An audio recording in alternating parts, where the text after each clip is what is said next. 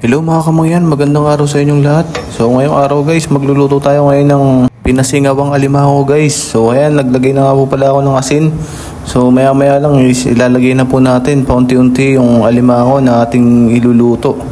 So ayan guys, makikita nyo naman guys, nilagay na namin sa kaserola itong alimango. So ayan, napakasarap talaga niyan pag naluto yan. Pagkalagay nga lang ng alimango dyan ay tinakpan na po agad natin yan para mas lalo po siyang kumulo. Saka nilagyan na rin po natin pala yan ng konting asin para medyo maganda-ganda yung lasa. So ayan nga po guys, tinakpan na nga po pala natin yan. So ayan, makikita nyo naman guys, namumula-mula na yun ng konti yung alimango. Talagang matatakam talaga tayo dyan guys kapag ating natikman yan. Sobrang sarap talaga ng alimango na yan. So makikita nyo yan, mga babae yung alimango na yan, kaya siguradong matatawa. Pupula pa. Pagkatapos nga lang pumula nung kabilang side guys is binaligtad na po natin para medyo maganda yung pagkaluto niya. Talagang sulit na sulit yan kapag kinain natin at malinamnam. So ayan, makikita nyo naman guys, ang tataba talaga yan, mga babae pang alimango yan. Talagang may aligi talaga yan kapag ating binuksan yung takip niyan guys.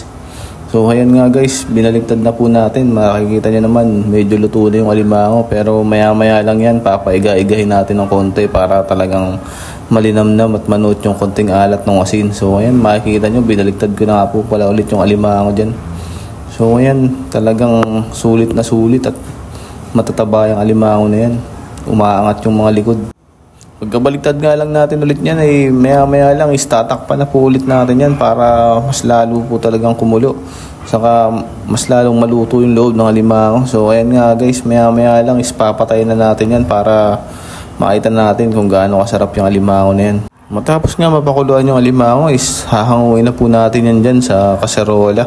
So ayan, pinatay na po natin yung apoy ng ating lutuan. So ayan, makikita nyo naman ang laki ng isa nyan guys.